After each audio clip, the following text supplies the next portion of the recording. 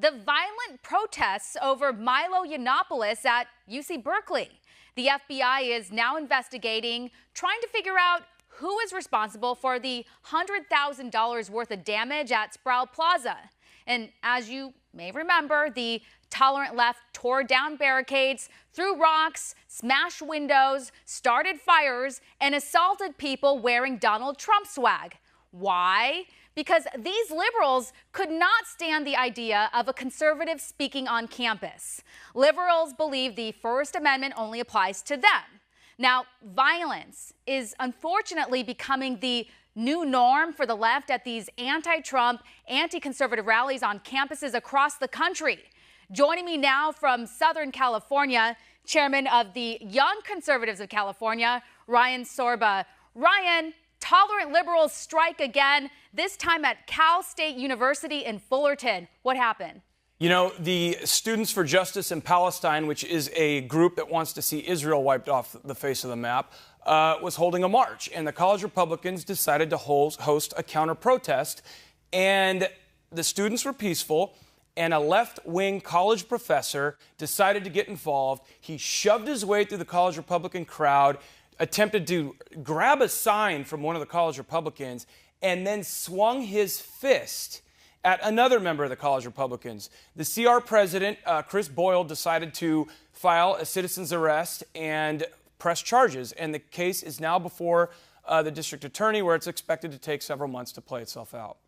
So, Ryan, somebody who was there actually sent us video. We have video of the professor, and it looks like the person that he swung at, either he was or maybe he pushed them, they fell down. So they're investigating this as an assault on this conservative student. Roll tape. You just pushed the lady down. Back up. Back up. You're going to jail. I'm not going to jail. Hey, I have you on camera. We're calling 911. Camera. You're going to jail. Hey, I'll show you some respect. Thank you. Wow. You guys okay? Are you okay? You okay? Where's that guy? Definitely rattled. I can't believe a professor would act out physically. I saw him push a student. I saw he shoved me out of the way, tried to grab a sign from one of our students. He shoved another one, and then by the end of it, he actually shoved a school employee as well. It scared all of us. We all walked away in numbers. We didn't want to be alone, and for any students to feel like they can't exercise their opinion on campus is a problem. I think if there's anywhere in a state where kids should feel like they should express themselves, it's at a place of education. So if you read some of the reports by some of the local news stations, they don't want to say this professor's name or who he is or what affiliation he has with the university, but Turning Point USA has something known as the Professor Watch List, and they already put him on there. What do we know about him? You know, he's just a part-time anthropology professor. The Professor Watch List lists him as now, of course, a biased college professor. You know, Stephany, this is important because the university is supposed to be a place where we pursue disinterested truth, where we have the freedom to explore ideas, and where the truth naturally rises to the top. Unfortunately, that has been squelched on the American college campus since the 1960s. What happened was in the Vietnam War era, the conservatives went to war, and the liberals remained on the college campus to dodge the draft. They got their master's degrees, their PhDs, they became the professors, and they hired their own. Ever since then, the university system has been dominated by the left. Donald Trump should put a mandatory Students for Academic Freedom resolution forth, and he should almost implement affirmative action ideologically. I mean, the left championed affirmative action. Why not affirmative action for a diversity of ideas on college campuses to ensure that our students are getting a balanced education, feel like there's a balance on college campuses, are not intimidated?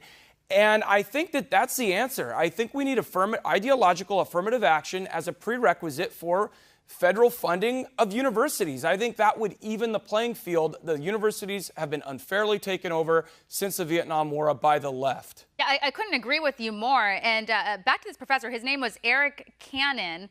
That's who they say he is. And even if he's just part-time, this guy has no business on a college campus if he can't tolerate other people's political views. I mean, this is sending the wrong message, and it's almost like college campuses are encouraging this, because we saw what happened at UC Berkeley when Milo Yiannopoulos went there for an event. Well, I don't agree with everything that Milo Yiannopoulos says. He's a provocateur.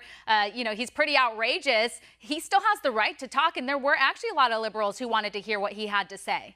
Right, absolutely. And at Berkeley, the interesting thing is that the college administration sent out a campus-wide email notifying everybody that there was going to be a protest. I mean, this is unprecedented. They did it ostensibly to tell students to avoid the area, but in reality, they did it to give the protesters the attention that they sought, to attract other students to look around and see what's going on, to make it appear as though there were more protesters than there actually were. And then you've got agitators from outside the college campus, like perhaps George Soros, sending in his rent-a-mobs to go in and turn the otherwise possibly peaceful protests violent.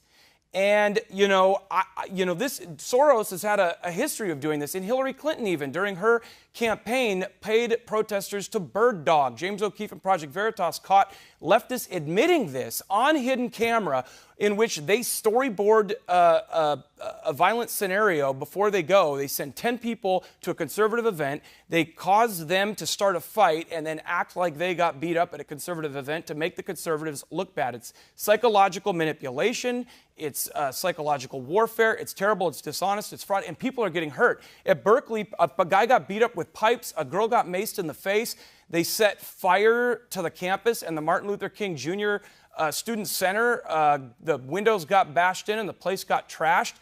Donald Trump is right to tweet that if you're going to act this way, this is domestic terrorism, and we're not going to fund these campuses if they're going to be promoting this, tolerating this, or in any way, implicit or explicitly helping to add fuel to these literal and metaphorical fires. Yeah, I mean, everything that you mentioned, all those examples, the Project Veritas undercover video, as well as all the assaults, we showed those on our show. We've been following this closely. And back to UC Berkeley, I think maybe one person has been arrested, and the mayor had to apologize because he was calling Milo Yiannopoulos a white supremacist when there's no evidence to suggest this. It's totally wrong. It's inappropriate, and I think Donald Trump does need to take action. These universities, especially since they're funded by taxpayer dollars, they're getting our money. They need to clean up their acts fast. Absolutely. I think this is a perfect example. It highlights, these incidents are highlighting the need for an ideological affirmative action policy to be implemented. I mean, the left is on, they're so mad that Trump won, that 55% of Americans are in favor of his immigration ban. You wouldn't know it by watching the mainstream media. All you'd know from watching the mainstream media is racist, racist, racist. That's all they do. That's all they say. They have no argument relating to the actual policies.